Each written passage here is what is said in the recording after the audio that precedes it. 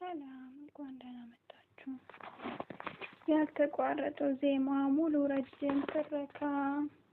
የብቸኝነት ዜማ አዲስ አበባ በሰኔ ዝናብ ትመታለች። የከተማዋ መብራቶች በየመንገዱ በቆመው ውሃ ላይ ተንጸባርቀው እንደፈሰሰ ቀለም ይታያሉ። ኤልያስ በመስኮት በኩል ዝናቡን እየተመለከተ ነው። እጁ ላይ ያለው ቡና ቀዝቅዟል። እሱ የታዋቂው የፒያኖ ተጫዋች የአቶ ተፈራ ልጅ ነው።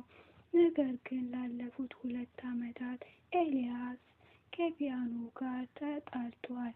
በነፍሱ ውስጥ የነበረው ሙዚቃ የደረቀ ምንጭ ሆኗል።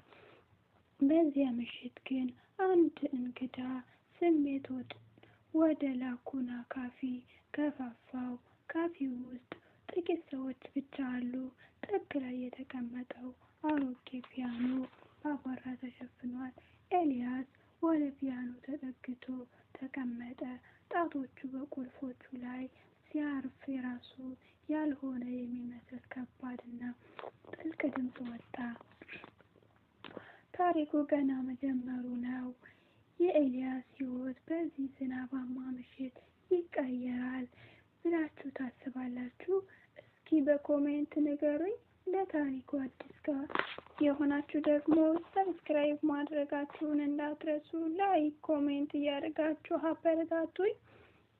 ድንገተኛው እንግዳ ኤልያስ መጫወቱን እንደጀመረ በሩ ተከፈተ። አንዲት ወጣት በዝናብ ረጥባ ገባች። እጁ ላይ ቪዮሊን ይዛለች። ስሟ ሊያ ይባላል። ከለንደን መጥታ አዲስ አበባ የገባችው ትላንት ነበር። ሊያ ወደ ካፌው የገባችው መጠለያ ፍለጋ ነበር። ነገር ግን ኤልያስ የፒያኖ ድምፅ ስትሰማ ቆመች። ያለምንም ቃል የቪዮሊን ሳጥንና ከፈተች።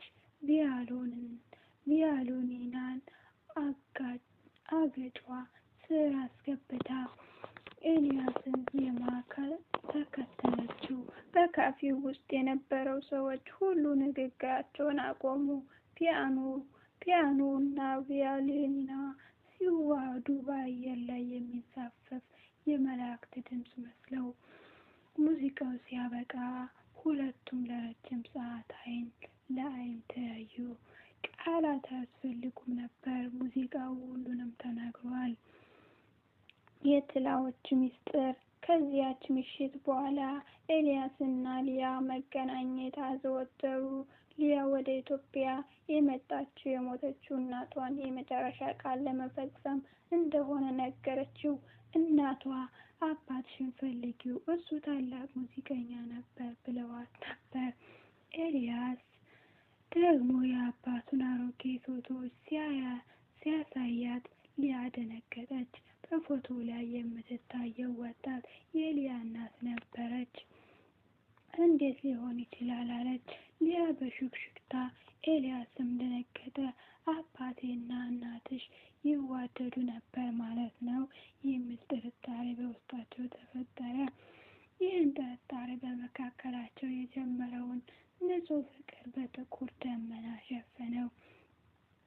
ወዳጆቼ፣ ታሪኩ አሁን ነው የሚጀምረው። ፍቅረኛሞች እንዳይሆኑ ወንድማማቾች ሊሆኑ ነው። ይህን ጉጉት የሚቀሰቅስ ታሪክ ለጓደኞቻችሁ ሼር አድርጉ።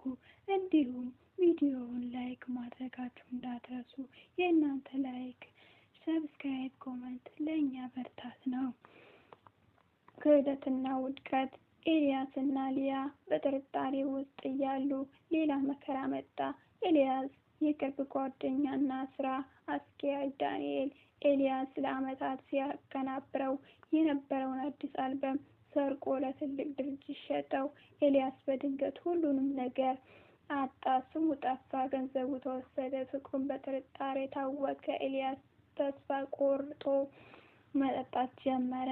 እኔ ለሙዚቃ አልተፈጠርኩም ብሎ ፒያኖውን ዘጋው። ሊያ ግን ተስፋ አልቆረጠችም። ኤልያስ እውነቱ መውጣቱ አለበት፣ አባትህንም ጠይቃቸው፣ ስለ ዳንኤልም ማስረጃ እንፈልግ ብላ ጎተተችው።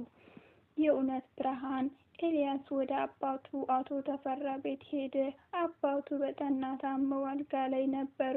ያንን አሮጌ ፎቶ አሳያቸው። አባቱ ፈገግ ብለው አዎ እናቷን አውቃታለሁ። የምንወደው የአንድ ባንድ አባላት ነበርን። እኔ ግን አባቷ አይደለሁም። አባቷ ካሳሁን ይባላል። እሱ በጦርነት ጊዜ ነው የሞተው። እኔና እናቷ ግን እስከ መጨረሻው ጓደኛሞች ነበርን አሉት። ይህ ዜና ለኤልያስ ትልቅ እፎይታ ነበር። ወደ ሊያ ሮጦ ሄደ፣ አቀፋት። አሁን የሚቀረው አንድ ጠላት ብቻ ነው፣ ዳንኤል። ታላቁ ፊልሚያና ድል። ኤልያስና ሊያ በድብቅ አዲስ ዜማ ማቀናበር ጀመሩ። ዳንኤል የሰረቀው ዜማ ነፍስ እንደሌለው ለሰዎች ለማሳየት ወሰኑ። በአንድ ትልቅ የሙዚቃ ፌስቲቫል ላይ ዳንኤል የሰረቀው ሙዚቃ ሊያስመርቅ ሲል ኤልያስና ሊያ በድንገት መድረክ ላይ ወጡ። ሊያ ቫዮሊንና ስትመታ ኤልያስ ፒያኖውን ሲያናግረው በዳንኤል ስፒከር የሚወጣው ሙዚቃ ባዶ መሆኑ ታወቀ። ከህዝቡ እውነተኛውን ጥበብ አወቀ። ዳንኤል በመድረክ ላይ ተወረደ። ኤልያስና ኤልያስም እንደገና በከዋክብት ላይ ተጻፈ። ውድ ተመልካቾቻችን እውነተኛ ፍቅርና እውነተኛ ጥበብ መቼም አይሸነፍም። ይህን ታሪክ እስከዚህ ድረስ ስለተከታተላችሁኝ በጣም አመሰግናለሁ። ለቻናሉ አዲስ ከሆናችሁ ሰብስክራይብ አድርጉና ቤተሰብ ሁኑ። አሁን ወደ መጨረሻው ልብ የሚነካ ክፍል እንለፍ። ዘላለማዊ ዜማ። ከድሉ በኋላ ኤልያስና ሊያ ወደዚያች መጀመሪያ ወደ ተገናኙባት ካፌ ሄዱ። ዝናቡ አሁንም አለ፣ ግን በዚህ ጊዜ ሰማዩ በከዋክብት የተሞላ ይመስላል። ኤልያስ ከኪሱ ቀለበት አወጣ። ሊያ ሙዚቃዬ የመጀመሪያው ባንቺ ነው፣ የሚያልቀውም ባንቺ ነው፣ የህይወቴ ዜማ ትሆኛለሽ አላት። ሊያ እንባዋ እየፈሰሰ አዋለችው።